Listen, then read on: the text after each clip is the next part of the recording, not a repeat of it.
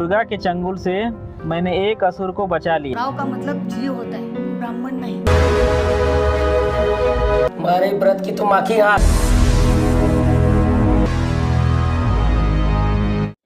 आप डॉक्टर अंबेडकर को पढ़ते 1948 में उन्होंने लखनऊ में कहा था कि हमने कांग्रेस सरकार क्यों ज्वाइन किया, कांग्रेस कैबिनेट क्यों ज्वाइन किया।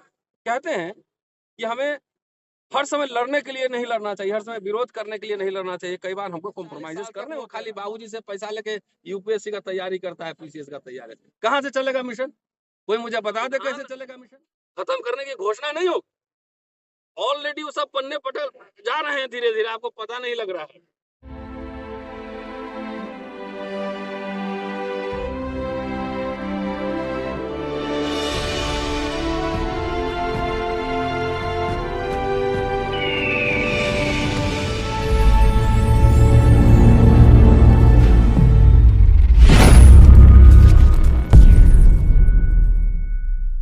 तो हम लोग हैं अम्बेडकर भवन, रानी झांसी रोड। यहाँ 2 दिन का भीम संसद का आयोजन किया गया था, जिसमें मुख्य वक्ता के रूप में प्रोफेसर तल्लाल जी हमारे बीच हैं। ऐसा थोड़ा सा बताइए हमारे दर्शकों को कि आज जो भीम संसद यहाँ बुलाई गई है, क्या उद्देश्य क्या है इसका? ये तो पहले मैं मुख्य वक्ता नहीं हुआ, श्रोता के रूप में आया हूँ। चलिए सुन रहा हूँ, बस बैठ के लोगों को सुन रहा हूँ किस किस तरह के विचार आ रहे हैं। तो हर समय वक्ता नहीं रहना चाहिए, कई बार श्रोता भी रहना चाहिए, इससे भी बुद्धि का विकास होता है। तो जय भगवान जाटव जी हैं, राष्ट्रीय शोषित मंच का चलता है, इनकी ओर से न्योता आया था कि आज 2 दिन का भीम संसद है और मेरे हाथ में 22 सूत्री कार्यक्रम उनका रखा हुआ है। इसमें बहुत सारे इश्यूज हैं, सारे इश्यूज अब पढ़ने की जरूरत नहीं है, लेकिन आपके पास पर्चा आ गया होगा। और मुझे लगता है कि थोड़ा सा इसमें कंफ्यूजन रहा शुरू में, और अभी भी है। और जो संचालक महोदय हैं उनसे बाद में कहूंगा कि वो बार बार कह रहे थे कि राजनीतिक मंच नहीं है, सामाजिक कार्यक्रम है, लेकिन जितने मुद्दे हैं सब राजनीतिक और आर्थिक मुद्दे हैं। तो हम लोग तो वैसे भी समाज सुधारक हैं नहीं है ना, धर्म प्रचारक हैं, हम लोग तो आम एक्टिविस्ट हैं और आते हैं तो हमारे राजनीतिक आर्थिक मुद्दे ज्यादा महत्वपूर्ण होते हैं। तो अगर भीम संसद अगर है और भीम संसद में तत्कालीन राजनीति पर और आर्थिक स्थिति पे चर्चा नहीं होगी, तो साधु लोग तो अपने धर्म संसद में राजनीति कर रहा है ना। तो आदमी को इतना अपॉलिटिकल नहीं होना चाहिए। अपॉलिटिकल होने का मतलब है अपने हितों का कुठाराघात खुद ही करना। तो ये मेरी राय है, मेरा सजेशन है कि समाज सुधार कार्यक्रम होता है तो सामाजिक संगठन में जाएंगे, बोलें कि एक साथ खाना खाना चाहिए, आडंबर पाखंड नहीं करना चाहिए, और रोटी बेटी का समाज सुधार का कार्यक्रम है। मेरा उसमें दिलचस्पी बहुत नहीं है। या आप गए और खाना खाइए ना खाइए, शादी किए ना किए, कॉमन इंटरेस्ट जो पॉलिटिकल इंटरेस्ट है या इकोनॉमिक इंटरेस्ट है उस पर एकजुटता है कि नहीं है, ये डॉक्टर अंबेडकर भी कहते थे इस बात को। तो मुझे लगता है कि भीम संसद आयोजित है 2 दिन का, तो इसमें भीम घोषणा पत्र भी निकलना चाहिए और कंसेंसस। और सवाल है कि हमारा समाज बहुत नशा है पूरा हुक्मरान बनने का। जहाँ देखिए हमें हुक्मरान बनना है, बाबा साहब ने कहा था, काशीराम जी ने कहा था, तो हुक्मरान बनते बनते जो है जो संविधान से मिला था वो सारे गायब हो गए। धीरे धीरे जो है वो सारे खत्म हो रहे हैं। हम लोग हुक्मरान ही बनने की तैयारी में। मैं समझता हूँ कि यहाँ से एक मैनिफेस्टो निकले, भीम मैनिफेस्टो, और हुक्मरान जिनको बनना है जरूर बने। हमें हुक्मरान बनने का मतलब सिर्फ एमएलए एमपी और मिनिस्टर बनना नहीं है। हुक्मरान बनने का मतलब है कि बिजनेस मैनेजमेंट भी करना और पूंजीपति भी बनना। तो यह संविधान की मूल भावना खत्म हो गई, पूंजीवाद आ चुका है, इसको स्वीकार कीजिए, समाजवाद जा चुका है, वेलफेयर स्टेट जा चुका है। तो नए समाज की नई चुनौतियां होती। जब अंग्रेज भारत में थे तो उस समय डॉक्टर अंबेडकर की चुनौतियां कुछ और थी, लेकिन जब अंग्रेज चले गए, जब संविधान बना, जब वो कैबिनेट में आया, तो उस समय चुनौतियां कुछ और थी। तो ये समझना होगा कि अभी जैसे मैं लगातार बोल रहा हूँ और आप लोग सुन भी रहे होंगे कि हमारी दिलचस्पी फिलहाल चुनावी राजनीति में नहीं, थिंक टैंक तैयार करने की जरूरत है। जितने आर्थिक मुद्दे हैं हमारे समाज में, 10 इकोनॉमिस्ट भी नहीं है कि जरा इसकी व्याख्या कर दें, जरा विश्लेषण कर दें, बजट एलोकेशन का विश्लेषण कर दें। मैंने पिछले बार एक भाषण में कहा था कि 2,80,000 रुपया करोड़ जो है, 2,80,000 करोड़ रुपए SC ST कॉम्पोनेंट प्लान के कहाँ चले गए पता नहीं। और इसमें सभी तरह की सरकारें शामिल थी, चाहे वो समाजवादी हो, दलितवादी हो, वामपंथी हो, बीजेपी हो, कांग्रेस हो, तमाम तरह की सरकारें थी। तो जो कहते हैं ना कि एक सचेतक की भूमिका में कि हमारे लोग का एक इंटेलेक्चुअल ग्रुप हो कि जो हर समय वॉच डॉग की तरह उस पर नजर बना के रखे कि हमारे पैसे कहाँ गए, वो नहीं है। और ये संसद में आप उठा के देखेंगे तो सहमति जरूरी है और मेरी बात से लोग असहमत हो सकते हैं। हमारे जितने रिटायर्ड लोग हैं सब मेंबर ऑफ पार्लियामेंट यहाँ बैठे होंगे और सबके बच्चे जो है ना घर में यूपीएससी की तैयारी कर रहे होंगे, मेडिकल इंजीनियरिंग की तैयारी कर रहे होंगे। तो जब हम यंग पार्लियामेंटेरियन नहीं निकालेंगे, यंग एक्टिविस्ट जर्नलिस्ट नहीं निकालेंगे, इकोनॉमिस्ट नहीं निकालेंगे, तो संसद जब हमारा मिशन रिटायर्ड लोग चलाएगा तो बहुत अदब के साथ और सम्मान के साथ कह रहा हूँ कि 60 साल के बाद ऊर्जा कम होने लगती है और नौकरी करते करते पढ़ने का मौका नहीं मिलता है। इसलिए हम अम्बेडकर साहब को भी नहीं पढ़ पाते हैं, घर में किताबें जरूर हैं, उनको भी नहीं पढ़ पाते। तो ये जो नौकरी करने वाले जो मानसिकता है ना, अब तो नौकरी है ही नहीं, 4 पोस्ट है उसके लिए 2 लाख लोग हमारे 35-40 साल तक तैयारी करते रहते हैं। पूछिए सब लोगों से कि सबके बच्चे क्या कर रहे हैं, तो घर में बैठ के इंजीनियरिंग, मेडिकल और आईएएस का तैयारी कर रहे होंगे।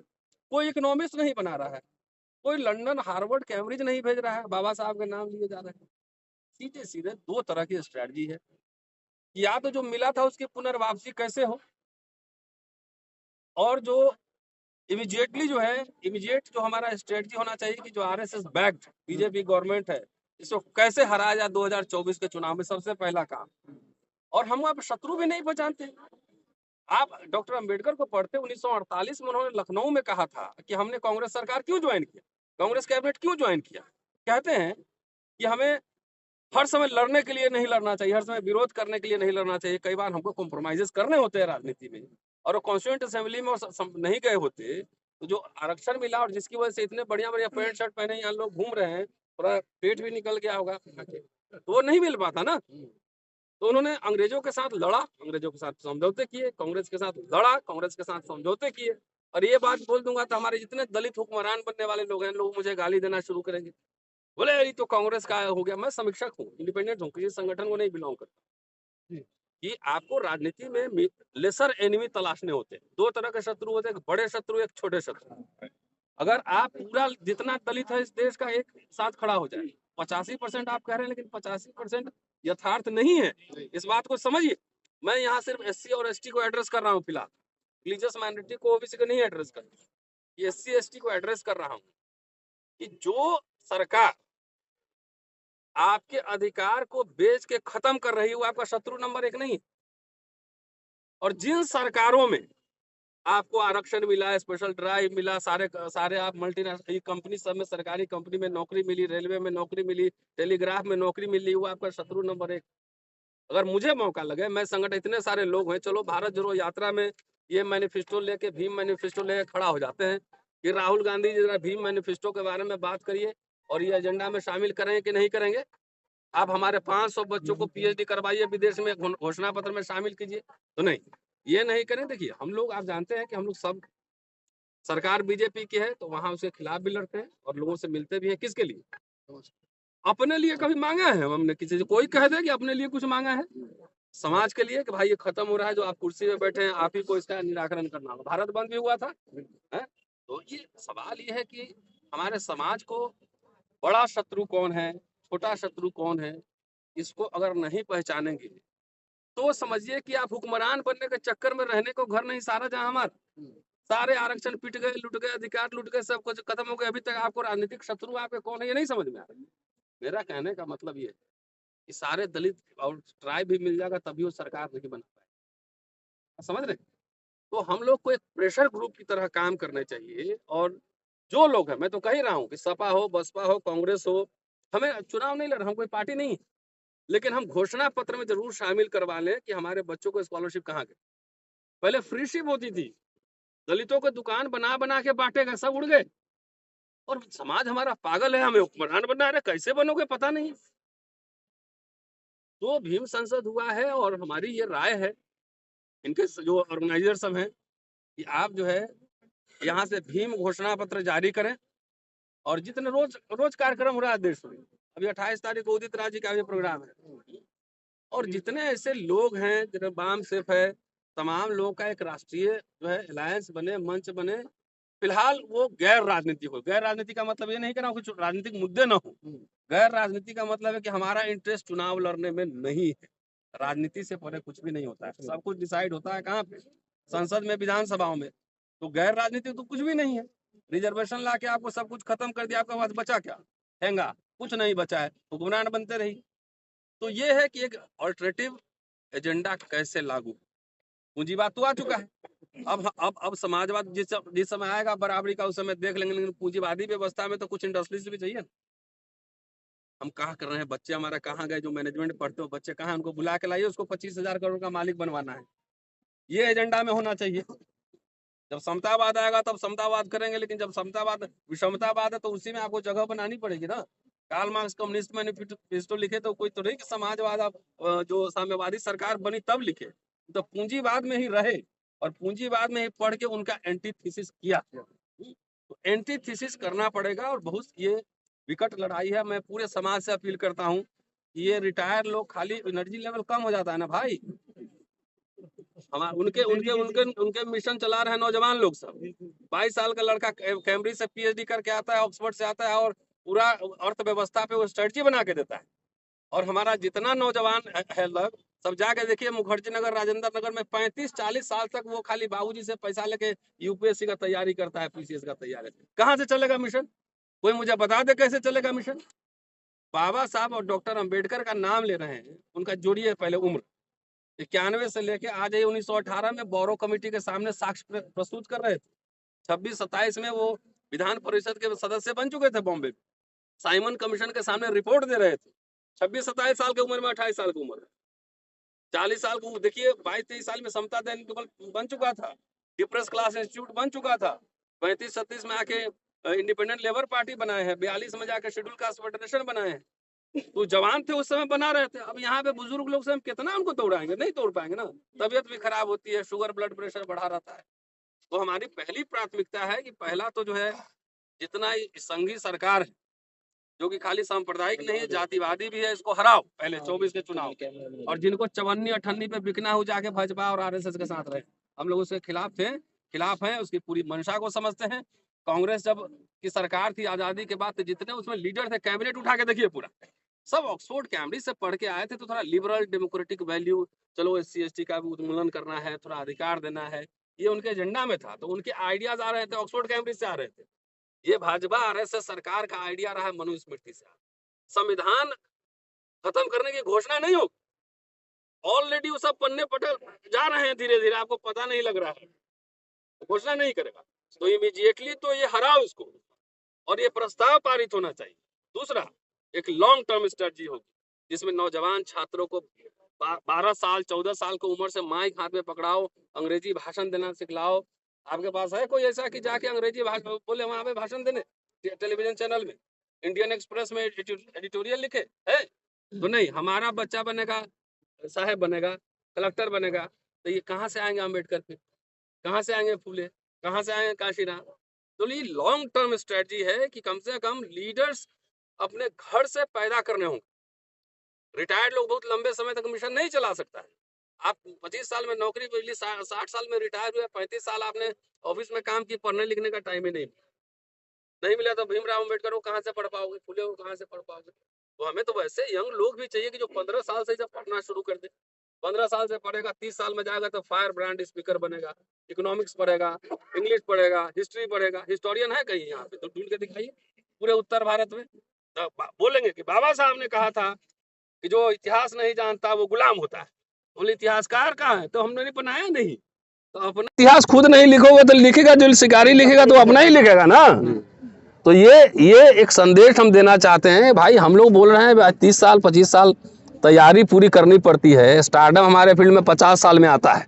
50 साल के जब आर्टिकल किताबें आने लगती है, बोलने लगते हैं, तब होता है। एक बात और मैं कहना चाहूँगा कि संसद के माध्यम से जितने लोग सुन रहे हैं, जितने हमारे यहाँ साधु और जितने सामाजिक आते हैं, भंते लोग आते हैं, सब लोग आते हैं, सबका बड़ा इज्जत कदर करते हो और चढ़ावा भी चढ़ाते हो। और ये बच्चा लोग जो यूट्यूब चलाता है, ये लोग अपना मोबाइल से चला रहा है, इंटेलेक्चुअल को कदर नहीं करते। इंटेलेक्चुअल चाहिए फ्री का चाहिए।